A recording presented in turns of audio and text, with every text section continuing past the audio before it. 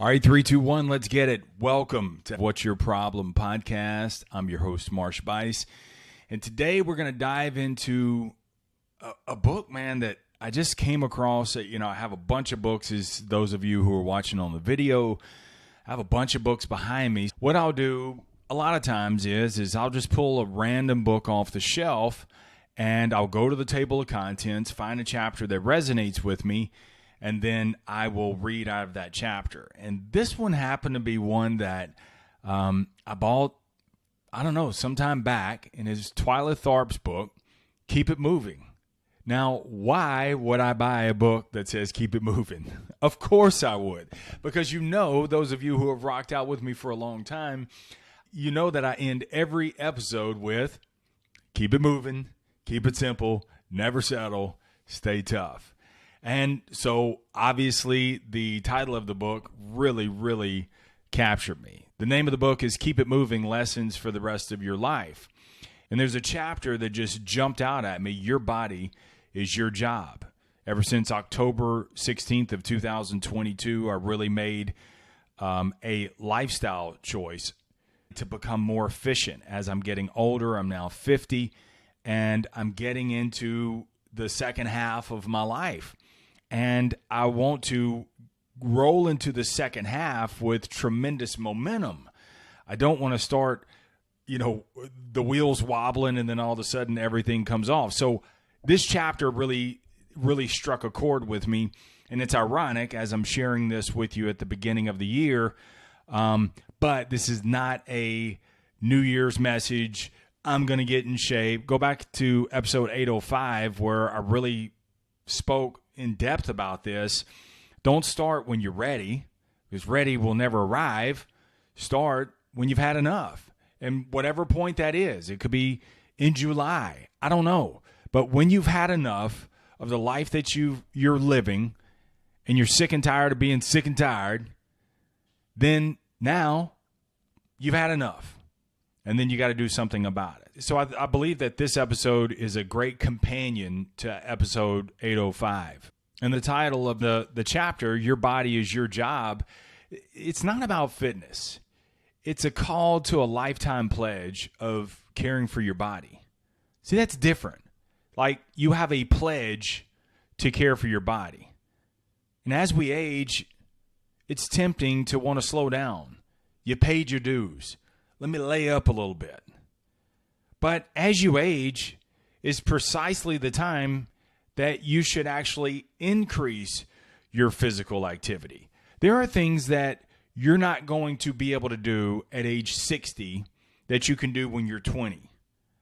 But it doesn't mean that you don't do anything at all. And a lot of times it's kind of an either-or situation. I'll talk to a lot of older men and they're like, man, I used to work out 7 days a week. I'm like, well, why don't you do something now? 3 days, 4 days, just some sort of physical activity. Why is it like at age 35 you did it, but now today you feel like you don't need it? It's precisely why you do need it.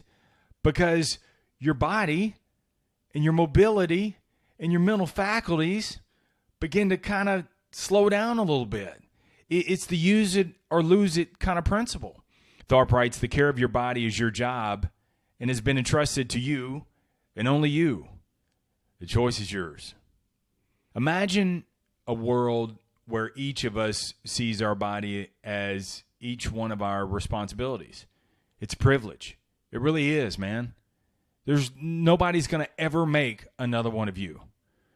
It's not about avoiding the decay of your physical self, but it's about sharpening the sword, using the wisdom that you've amassed all of these years to continue to refine it so you're more mentally sharp, your bones are strengthened, and your muscles are getting stronger as you age, and you maintain your mobility as well. The thing that scares me so much, that really puts things in perspective, is to see someone burdened by years of neglect. And now they're dependent on others for their basic mobility. Dude, I've seen older men that come into my store and they can't even get in a chair right. They need help sitting on the toilet. And bro, that scares me, man. That is like, I don't want to be that kind of guy, which is why I lay the brick every single day, which is why that I've decided to make this a lifetime pledge to fulfill my body. So that way I'm not a burden to someone else. That way it's not, as I age, I don't want my wife to have to help me in and out and choose my tennis balls for a walker. Dude, as I get older, I have a pledge, a mission to be 110 years old, healthy and whole, no applesauce, no bib, no Depends. Like, you know, I just want to lay it in there, man. And just, once I'm done, I'm done. Like, I don't want to just become this old POS, man, that just gets raggedy and then just finally just dies off. That's not the place you want to be. And your body is a pledge. It's a commitment, not only to yourself, but also others around you as well. It is. See, you think it's all about you. It's not. It's all about loved ones too. Because do you want to go to functions with your family and they can't do certain activities because you can't do them? Or they got to lift you up? Or you can't even walk through a park? You can't play with your grandkids? No. But see, it's the pledge that you make today. Everything counts. And you think that you get away with it when you do these things and borrow from your future, when instead what you should be doing is you should be looking at these things, your physical activity, your fitness, as a pledge, as an investment for your future. Back to the book, Tharp writes, fitness expands our social and emotional and intellectual well-being.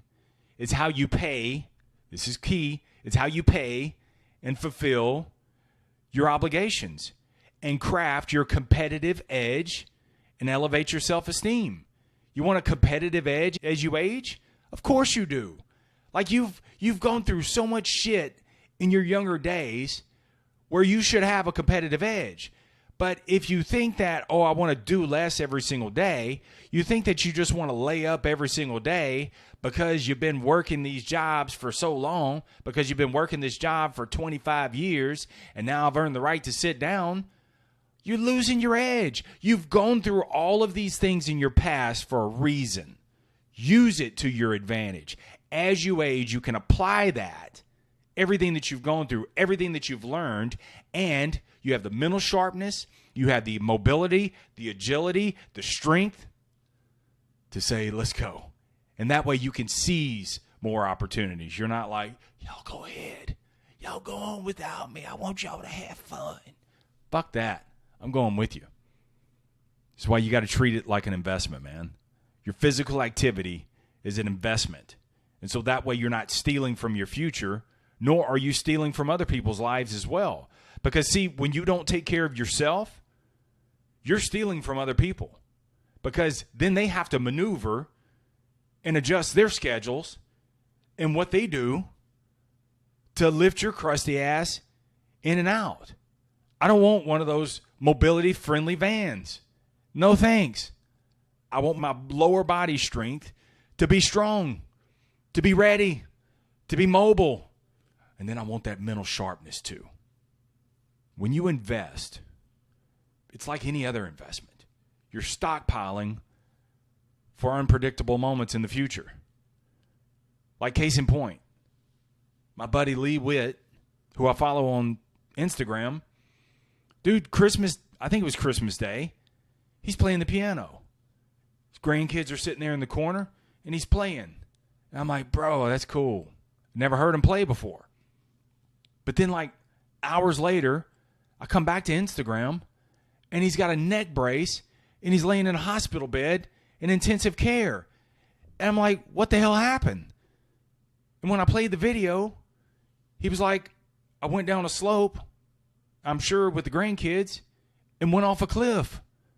Dude, he had no idea. Just hours earlier, he was playing the piano, and now he's got a fractured neck, broken ankle. But see, here's the difference. Had he not been He's in phenomenal shape.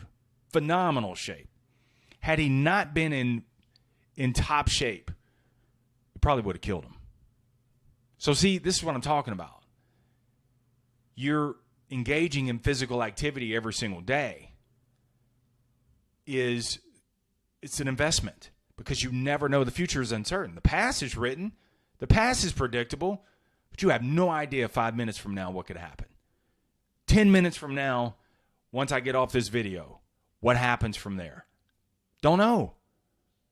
But at least that I know. I won't have a regret that I didn't go work out this morning, that I haven't been working out every single day. So that way, whatever comes, at least I did my part. At least I've invested. And so I'll be equipped more so to be able to power through this and come out the other side on top. What's your choice? Pay now, play later. Play now. Damn it, you're going to pay later. It's your choice. Don't be mad. Don't just exist, man. Live with a purpose. And if you're unsure what your purpose is, start with caring for your body. Don't know what I want to do in life. Don't know where I want to go in life. Don't know where my second half in life is going to be. Okay, just take care of you right now. Your purpose will align. Your purpose will drop in when it's ready to. The fact that you're even starting to think about that is going to start sharpening those things up. But if you're not mentally clear, if you're not strengthening your body, if you're just coming home smashing beers and fried seafood platters and you're just fucking laying up, you won't be prepared. You have no idea what your purpose is going to be. You're going to be a paper bag in the wind until you just go out in a whimper because you didn't invest. You got to invest, man. You got to pay now. That way I can play as I pay. It's not an either-or situation. It's not. You can lay the brick in the mornings. And then that way you can enjoy your lifestyle as you progress. I'm about to go to work. And you know what? I got up this morning, 5 a.m., got the workout in. An hour, like Goggins said, an hour of suffering. It's beneficial. So I put myself through the ringer. But I've won the day. No matter how the day ends, I've won. This is what's going to equip you to handle adversity, embrace uncertainty, and never settle again. Tharp writes, your exercising is always connected to a purpose. And through the physical exercise and through physical exertion, you're crafting your body, your mind, to accomplish whatever comes your way. So let's shift gears a minute. How do you make this more actionable? I'm intense about this because you're only going one direction. You're going to die. You're getting older. Start making some decisions. And it's nothing that's huge and radical, man. Just start making these shifts and put you some physical activity every day. And I want to give you some tips how to not be overwhelmed about that. So let me give you a few takeaways because this is a working podcast. I don't want you to feel good. Oh, that was a lovely message. No, I'm going to punch you in the gut. So let me give you 4 of them. Number 1, mark your day.